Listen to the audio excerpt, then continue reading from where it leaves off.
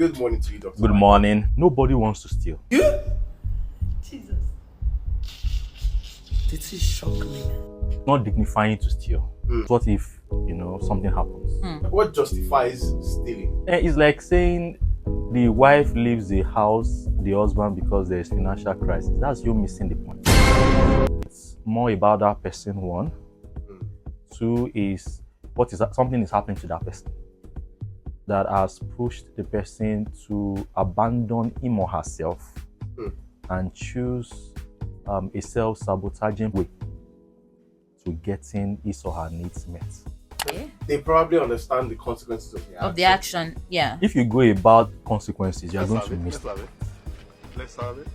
Because you need to know that this person is not in his right frame of mind. Nobody gets to choose a self-sabotaging, humiliating way to getting something. And you now say the person has a good frame of mind. Okay. Because if you are going to hire anybody, you need to check the person's personality. If possible, involve a psychologist or a mental health professional in your hiring squad. I'm not trying to indulge anybody. Whether the person is suffering from kleptomania, or the person is carrying a gun, or the person is stealing money from public purse or from the companies, the person should be dealt with. The person should be arrested. The person should face justice. But what we are trying to push is that if we are sincere about wanting to have a lasting justice and wanting to have a better society, wanting to deal permanently with via justice, we also need to add therapy to justice. You don't just send people to prison or jail people. You also want to incorporate therapy into it so that they don't come back feeling they are in the wrong society, that they want to go back and say they do something that lands them back again. Healing is a cry for help. Healing is a cry for help. Yeah. At what level is it no longer a cry for help? Because it's always a cry for help. Most of our politicians don't have the right frame of mind. Jesus! They don't have stable mental health. They don't have stable mental health. They don't. So should we be doing mental health evaluation for people before they get into office? Yes, but people are taking it like going from the wrong perspective, saying MRI or looking at it from the clinical aspect. Okay. You are going to miss it because you might find out that the MRI is normal. But what about Sewa? What about the subconscious level of that person? There are many people that are not okay in your company or in the society, and they look well, but subconsciously they are not okay, and they are not even aware of it. Because if you have a very good and stable mental health, you are not going to steal. But at the point where the person becomes discouraged, disturbed, maybe by what somebody said, that's when the mental health starts breaking down. By the time you start wanting to prove to people that you are doing well, there's something wrong with you. But in a situation when all of these are put together, when you do everything right by the books, it still doesn't work in the way you want, would you still say you can justify the act of stealing? Do you know that rich people send their children, their wards, to particular specific schools for a reason? Watch the video this morning of a particular school where it's only for the elite. They are setting them to see how the world works. Very good. How many of us went to schools that made us see how the world works and how to be successful in this world? So already from nursery school, from primary school, a lot of people have been programmed to just be employees and never be employers. Now you are old enough. What's the state of your mental health? Look at the people that you are working with, the people that you call your friends, your gist partners. Do they look like people that are going somewhere? That's where you know that you're already cooked. You're going too far by looking at the government. And that person that caught his foot, why has he not been passing? They kept on denying him. That's the question you should ask. Because taking the part of disability, nobody wants to be disabled. You now made yourself to be disabled. Yeah. So there's something wrong. So he is asking the wrong question. That was why he ended up cutting his foot. We're talking about learned behaviors, and you see some children, maybe like 2-3 years old, and at that point they already started to take things that did not belong to them. Would you say that child is not okay? Because again, what is informing that behavior? The child that you're talking about, although an extreme example, but there will be children who also do that. 2 years is is a long time to be able to observe a lot. If you say a child left the womb like some hours ago and she now stole, that one is different. But 2 years is a lot. That child would have heard a lot and would have seen a lot that would have affected the person's behavior. But there are also some people that are stealing, that were stealing out of need. So one time, I'm going to admit this, I've told the person that I stole her money. There was one time that I was I didn't have any money, and I was very, very hungry. I was very, very hungry. And I remember that one of my friends, they had come to visit her and they gave her money. And I was so hungry that day. I was so hungry.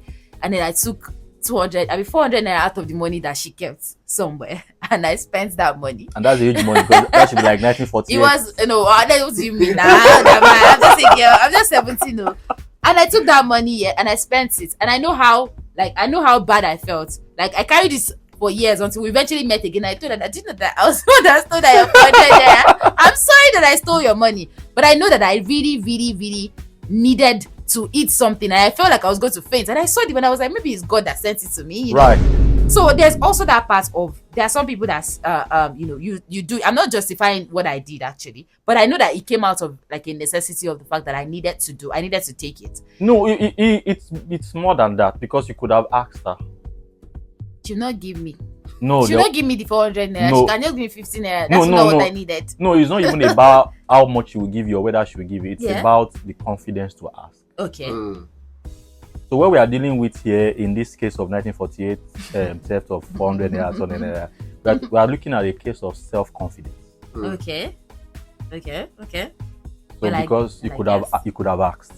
Yeah. I guess. You know, okay. And even if she will end up, by the time you ask in a way, she will probably just give 15 naira out of it or something, and then you can ask 4 people and then you get your 200 naira.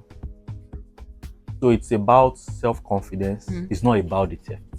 Okay. So we have to be careful not to be distracted by the secondary problem, which is the theft. Okay. And focus and find out what the primary problem is, which is self-confidence. When you find yourself in an ecosystem where it has been morally justified that you can add a few zeros to this and that, and then if you're not doing that, you seem like the wrong person against the system.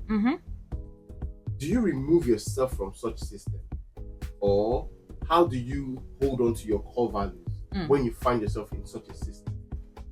Put you in a compromising position that destroys your entire career. Yeah. How do you handle such? The question you want to ask is, how did I get here? How did I get here? Why am I here? So that would then determine if you have to stay or if you have to leave. And if you have to stay, then you'll be able to come up with measures to take to isolate yourself and to protect yourself while you carry out the why that you are there. But if you don't have a strong why to be there, because you might end up being programmed, it might be advisable to leave. Be a permanent secretary and you are 2 years to your retirement. You know, leaving might not be a good idea. So you want to ask yourself, why am I here? At least there must be a strong reason for you to have been there for 32 years.